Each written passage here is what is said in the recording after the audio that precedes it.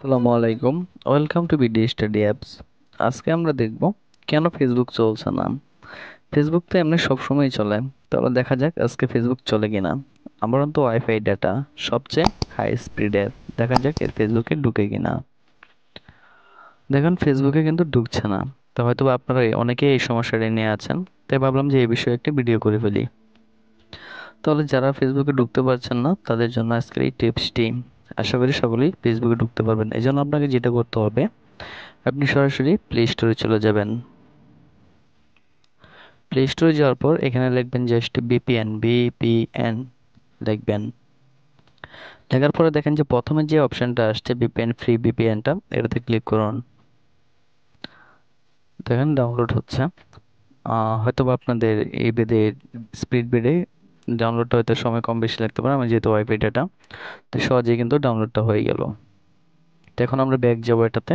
Back যাওয়ার পরে আমরা এই দেখেন ভিপিএনটা কিন্তু সর্বনিম্নে চলে আসছে। হ্যাঁ, তো আমরা এটাতে একটা ক্লিক করতে পারি। দেখা যাক ক্লিক করার পরে কি হয়।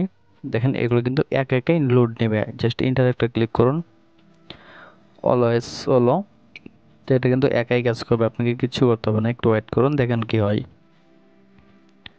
তো এখান থেকে আপনি কিছু সিলেক্ট করবেন না, অটোমেটিক লোড নিচ্ছে।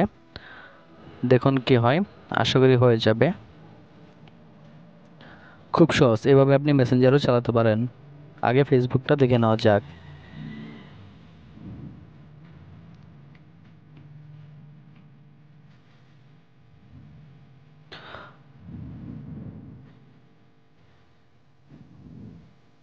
তো দেখুন এরকম এরকম একটা অপশন চলে আসছে আপনার চাই। দেখেন ফেসবুক আছে, এখানে ফেসবুকে আপনি একটা ক্লিক করুন। এখন আপনার সামনে অনেকগুলো অ্যাড আসতে পারে, এই অ্যাডগুলো আপনি বন্ধ করে দেবেন। এখন দেখি ফেসবুকে ঢুকে কিনা। এই দেখেন ফেসবুকে কিন্তু ঢুকে গেছে। আপনি ইচ্ছে হলে এখান থেকে সকল কাজ করতে পারবেন।